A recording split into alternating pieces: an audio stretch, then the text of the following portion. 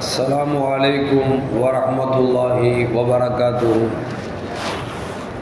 अल्हम्दुलिल्लाह वस्सलातु वस्सलामु अला रसूलिल्लाहि सल्लल्लाहु अलैहि व अला आलिहि व अस्हाबिहि व अत्बाइहि अजमाइन। கண்ணியத்திற்கும் பெருமதிப்பிற்கும் உரிய பெரியோர்களே, சகோதரர்களே, எல்லாம் வல்ல அல்லாஹு ஜல்ல ஜலாலுஹு நாம் செய்யக்கூடிய எல்லா நல்வணக்கங்களையும் முகஸ்துதியின்றி இஹ்லாஸான முறையில் அவனுக்காக செய்யப்பட்ட நல்வணக்கங்களில் நம் வணக்கங்களையும் அல்லாஹ் ஆக்கிக் கொள்வானாக. நாம் செய்யக்கூடிய வியாபாரங்களிலும் தொழில்துறைகளிலும் நஷ்டம் இல்லாத ஹலாலான முறை நிரம்ப லாபத்தை பெற்று அந்த லாபகரமான வாழ்க்கை கொண்டு தம் தேவைகளையும் தேவை உடையவர்களின் தேவைகளையும் நிறைவேற்றக்கூடிய நல்ல பொருளாதாரத்தையும் உள்ள விசாலத்தையும் அல்லாஹ் நம் அனைவர்களுக்கும் வழங்கி அருள்வானாக. கஞ்சத்தனம் என்கிற தீய பண்பை விட்டு அல்லாஹ் நம்மை பாதுகாத்துக் கொள்வானாக. நம்மை இந்த உலகத்தில் வாழ வைக்கும் காலமெல்லாம் நோய் நொடியின்றி உடல் ஆரோக்கியத்தோடு அல்லாஹ் நம்மை வாழச் செய்வானாக. அந்த ஆரோக்கியமான வாழ்க்கை கொண்டு அல்லாஹ் ரசூலை நெருங்கக்கூடிய அனைத்து நல்லவர்களையும் புரியக்கூடிய நல்ல முத்தகின்களின் கூட்டத்தில் ஆக்கி அருள்வானாக.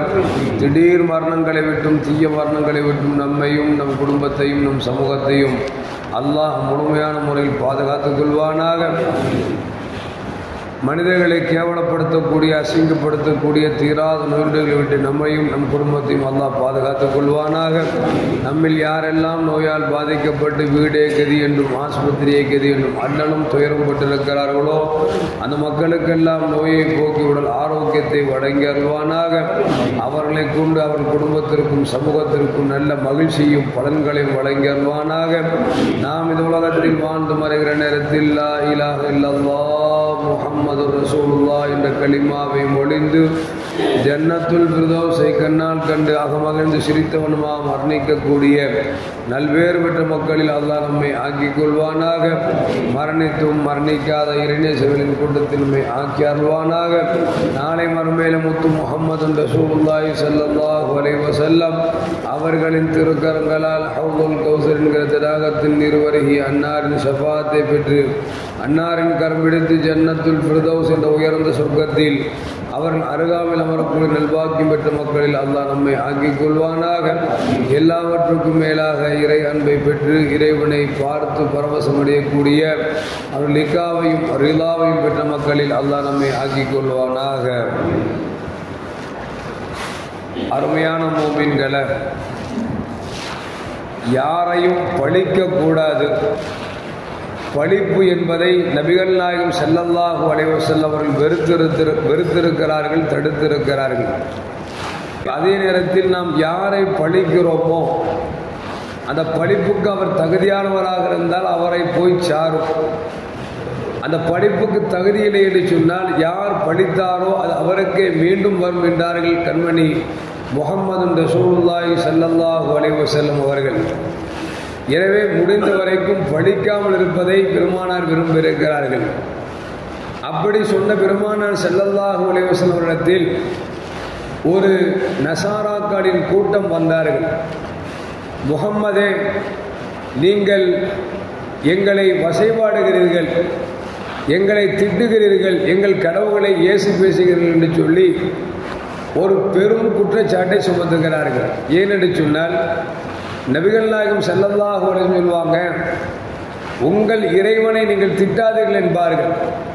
சஹாபாக்கள் கேட்டாங்க, யார சொல்லலாம், நம்மை படைத்த ரப்பை திட்டுவதா? அப்படி யாராவது திட்டுவார்களா என்று கேட்டார்கள். நபிகள் நாயகம் ஸல்லல்லாஹு அலைஹி வஸல்லம் சொன்னாங்க, நீங்கள் பிற மத கடவுளை திட்டுகிற பொழுது அவர்கள் உங்கள் கடவுளை திட்டுவார்கள். அவங்க உங்கள் கடவுளை திட்டுறதுக்கு காரணம் யாரு? நீங்கள் தான். இப்போ நீங்கள் பிற மத கடவுள்களை திட்டுவதால் அவர்கள் உங்கள் கடவுளார்கள். அப்படி என்று சொன்னால் உங்கள் இறைவனை நீங்கள் திட்ட வேண்டாம் என்று நபிகள் நாயகம் ஸல்லல்லாஹு அலைஹி வஸல்லம் சொல்றார். இப்படி சொன்ன பெருமானார் ஸல்லல்லாஹு அலைஹி வஸல்லம் அவர்கள் அவர்களே பிற மத கடவுள்களை திட்டுவார்களா என்று யோசித்து பார்க்க வேண்டும். இப்போ இந்த மாதிரி கடவுளை திட்டுறீங்க அப்படின்னு ஒன்று நபி கேட்டாங்க, அப்படிலாம் திட்டினதே இல்லையே, பிறர் கடவுளை திட்ட வேண்டாம் என்றவளா சொல்லியிருக்கிறேன், நீங்கள் ஏன் அபாண்டமாக நீங்கள் எங்கள் மீது குற்றம் சுமத்துகிறீர்கள் என்று பெருமானார் ஸல்லல்லாஹு அலைஹி வஸல்லம் கேட்டாங்க. அந்த மக்கள் சொன்னாங்க, ஈசா அலைஹிஸ்ஸலாம் அவர்களை நாங்கள் கடவுளாக ஏற்றிருக்கிறோம். நீங்கள் என்ன அப்படின்னா அல்லாஹ்வுடைய அடியார்னு சொல்கிறீங்க. அது மட்டுமல்ல, ஈசா அலைஹிஸ்ஸலாம் அவர்கள் அல்லாஹ்வுடைய அடிமை என்று சொல்லுகிறீர்கள் என்று இவர்கள் ஈசா அலைஹிஸ்ஸலாம் அல்லாஹ் குன் என்ற வார்த்தையில் படைத்தான் என்று சொல்லுகிறீர்கள் என்று நீங்கள் எங்கள் கடவுள்களை திட்டுகிறீர்கள் என்று சொன்ன பொழுது ஸல்லல்லாஹு சொன்னாங்களா, நான் சொன்னது உண்மைதானப்பா. ஈசா அலைஹிஸ்ஸலாம் அல்லாஹ்வுடைய படைப்பிடத்தில் ஒருவர், அவர் ஒரு நபி, அல்லாஹ்வுடைய அடிமைதான். அவர் தந்தை இல்லாமல் இறைவன் குன் என்கிற வார்த்தையில் அவர்களை படைத்திருக்கிறான். நான் சொல்வது உண்மைதான் என்று சொல்லி ரசூலுல்லாஹ் சொன்னதை திரும்ப சொல்றாங்க. அந்த நசாராக்கள் சொல்றாங்க, இதுதான் சொன்ன கடவுளை திட்டுறீங்க அப்படின்னு. ஏன்னா ஈசா அலைஹிஸ்ஸலாம் அல்லாஹ்வின் அடிமை அல்ல, அவர் ஒரு கடவுள். நீங்கள் சொல்வது போன்று இறைவன் குன் என்று சொன்னவுடன் ஆகவில்லை, அவர் மாறாக அதிசய பிறவி என்று சொல்லி அவர்கள் வாக்குவாதம் வைக்கிறார்கள். தாங்கள் சொல்லுகிற கருத்துக்கு மாற்றம் இல்லாமல் சொன்னதே திரும்ப திரும்ப சொல்லுகிறார்கள். இப்போ ரசூலுல்லாஹ் சொன்னாங்க, வேணா ஒன்று செய்யுங்க, நானும் என்ன செய்கிறேன், என் மனைவி மக்களை கூட்டு வர்றேன், நீங்களும் உங்கள் மனைவி மக்களை கூட்டு வாங்க, 2 பேரும் ஒரு இடத்துல அமருவோம், 2 பேரும் என்ன செய்வோம் அப்படின்னா மாற்றி மாற்றி பழித்து கொள்ளலாம், முபாகலா செய்து கொள்ளலாம் என்று ரசூலுல்லாஹி ஸல்லல்லாஹு சொல்கிறாங்க. அதுபோல் குறித்த நாள் வந்தது. ரசூலுல்லாஹி ஸல்லல்லாஹு அலைஹி வஸல்லம் அவர்கள் தானும் தங்கள் பிள்ளைகளை அழைத்து கொண்டு அந்த இடத்துக்கு வருகிறார்கள். அந்த நசாராக்கள் வர மறுத்து விட்டார்கள். அதற்கு பிறகு கடும் நேரத்திற்கு பிறகு வந்தாலும் கூட அந்த முபாகலா என்கிற சாபமிடுதலுக்கு ஒத்துக்கொள்ளவில்லை. ஏனென்று சொன்னால் முஹம்மது ஸல்லல்லாஹு அலைஹி வஸல்லம் அவர்கள் உண்மையான நபி என்பது அவருக்கு நன்றாகவே தெரியும்.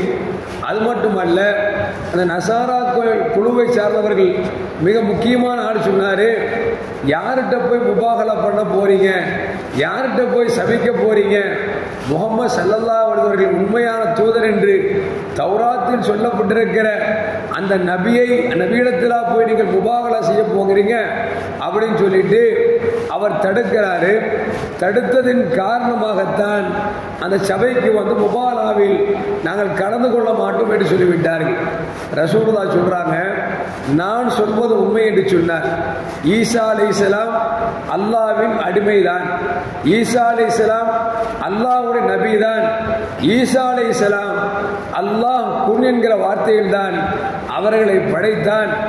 நான் சொல்வது உண்மையாக இருந்தால் நீங்கள் அழியட்டும், நீங்கள் சொல்வது உண்மையாக இருந்தால் நான் அழியட்டும் என்று நபிகள் நாயகம் ஸல்லல்லாஹு முபாகலா செஞ்சாங்க. அந்த மக்களை நீங்கள் செய்யுங்க அப்படிங்கும் பொழுது செய்ய மறுத்து விட்டார்கள். இப்பொழுது பெருமானார் ஸல்லல்லாஹு சொன்னாங்கல்ல, நான் சொல்வது உண்மையாக இருந்தால் நீங்கள் அழியட்டும் என்று சொன்னார்களே, அப்பொழுது அங்கிருக்கக்கூடிய சஹாபாக்கள் எல்லாம் ஆமீன் சொன்னார்கள். ஆமீன் சொல்லி அமைதியாக இருக்கிற நேரத்தில் திடீரென்று ஒரு ஆமீன் சப்தம், எங்கிருந்தோ சப்தம் கேட்பது போன்று எல்லா சஹாபாக்களின் காதுகளிலும் விழுகிறது. பெருமானார் ஸல்லல்லாஹு அலைஹி வஸல்லம் சஹாபாக்கள் கேட்டாங்க, யா ரசூலல்லாஹ், நீங்கள் முபாகலா செய்கிற பொழுது நாங்கள் ஆமீன் சொன்னோம், திடீரென்று யாரும் சொல்லாத நேரத்தில் ஆமீன் என்கிற சப்தம் வருகிறது, இது என்ன சப்தம் என்று கேட்ட பொழுது நபிகள் நாயகம் ஸல்லல்லாஹு சொன்னாங்க, நாம் மதீனாத்துல் முனவ்வராவில் அமர்ந்து நாம் முபாகலா செய்கிற பொழுது மதீனாவும் நம்மோடு சேர்ந்து ஆமீன் சொன்னது, திடீரென்று சத்தம் வந்தது அல்லவா, அது காபாவிலிருந்து காபா ஆமீன் சொன்னது என்று நபிகள் நாயகம் ஸல்லல்லாஹு அலைஹி வஸல்லம் சொன்னார்கள் என்று ஒரு வரலாறு. எதற்கு சொல்வார்கள் என்று சொன்னால், நபிகள் நாயகம் ஸல்லல்லாஹு அலைஹி வஸல்லம் முபாகலா செய்கிற பொழுது அதற்கு சாட்சியாக மதீனாவும் காபாவும் இருந்தது என்பதை அபூ சயீத் அல் குத்ரி ரலியல்லாஹு தஆலா அவர்கள் அறிவிக்கிறார்கள் என்று சொன்னால், அருமையான மக்களே, நாம் உலகத்தில் வாழுகிற பொழுது யாரின் பழிப்புக்கும் ஆளாகிவிடக் கூடாது. அதுவும் குறிப்பாக நல்லவர்கள் சாபத்திற்கு ஆளாகிவிடக் கூடாது.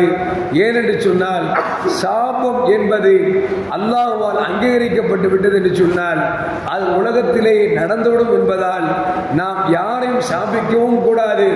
யார் நம்மை சாபமுடன் அழுகிறவருக்கு நாம் ஆகியும் விடக்கூடாது என்பதை இந்த நிகழ்வு நமக்கு சொல்லி காட்டுகிறது. எல்லாம் அல்லாஹ் ஜல்ல ஜலாலுஹு உலகத்தில் வாழுகிற பொழுது யாரின் நிந்தனைக்கும் இல்லாமல் எல்லோருடைய பாராட்டுக்கும் தகுதி பெற்றவர்களாக வாழக்கூடிய நல்ல மூமின்களின் கூட்டத்தில் என்னையும் உங்களையும் அல்லாஹ் ஆக்கிக் கொள்வானாக. அஸ்ஸலாமு அலைக்கும் வரஹ்மத்துல்லாஹி வபரகாத்துஹு.